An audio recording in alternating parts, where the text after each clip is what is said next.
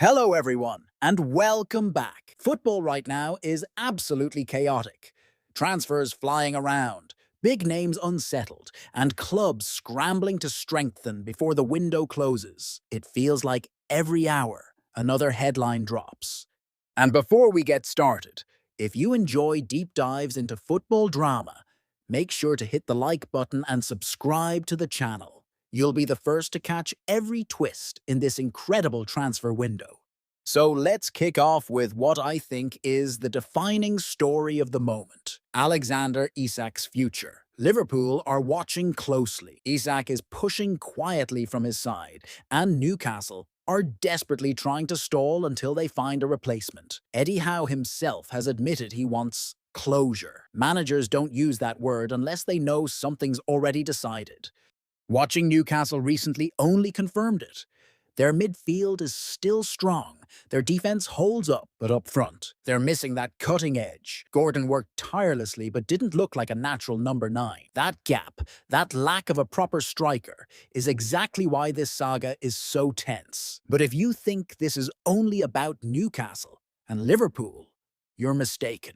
The bigger argument, loyalty in football, is about to take center stage. Now, let's talk about the word that keeps coming up: loyalty. Alan Shearer has been vocal, criticizing Isak for turning his back on Newcastle. But here's my view. This idea of loyalty in football. Think about it. Clubs release players all the time when it suits them. Managers drop loyal servants overnight if their form dips. So why should players be the only ones expected to stay forever out of loyalty? Isak delivered a brilliant season, proved his quality, and now wants a step up. That isn't betrayal, that's ambition. And let's be blunt. If Newcastle had managed to sign Sesko, Ekitike, or João Pedro, Isak would already be a Liverpool player. The only reason this deal hasn't happened is because Newcastle haven't landed a striker. The loyalty talk? It's noise. This is about business and timing. And speaking of business, let's shift our focus to another hot topic, one that's shaking up both Paris and Manchester. Switching over to France,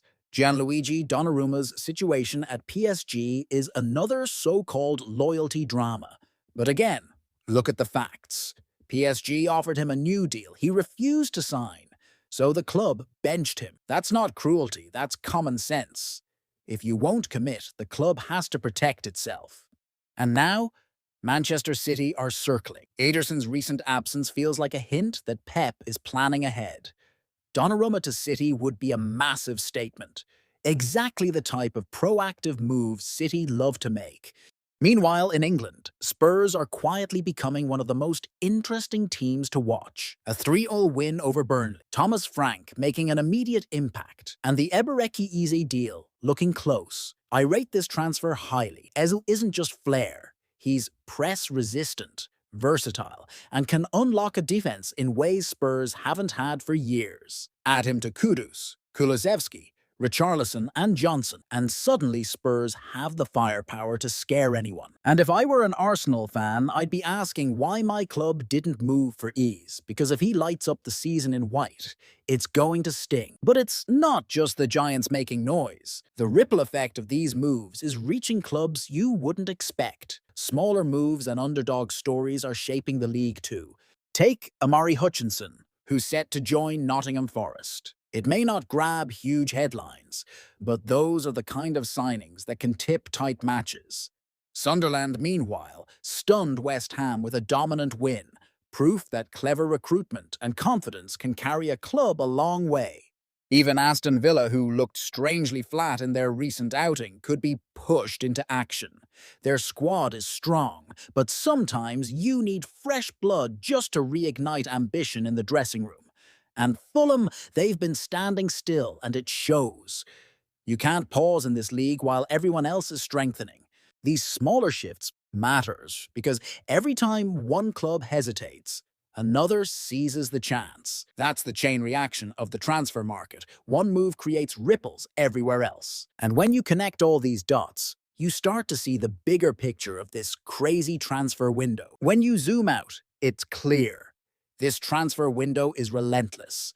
Donnarumma to City, Isak waiting for Liverpool, Spurs reshaping themselves into a dangerous outsider, Forest, Sunderland and Villa adding subplots of their own. And the truth is, we're not done yet. With weeks still left in the window, expect at least one or two blockbusters that nobody saw coming. That's the magic of the Premier League. Unpredictability not just on the pitch, but off it too. So let's be clear, Newcastle can't hold on to Isak forever. Liverpool are preparing. PSG are right to protect their interests with Donnarumma. Spurs are quietly building something exciting. And every other club knows one thing: stand still now, and you'll be left behind. Thanks for watching. If you enjoyed this breakdown, don't forget to hit the like button and subscribe to the channel so you don't miss the next big twist in this incredible transfer window.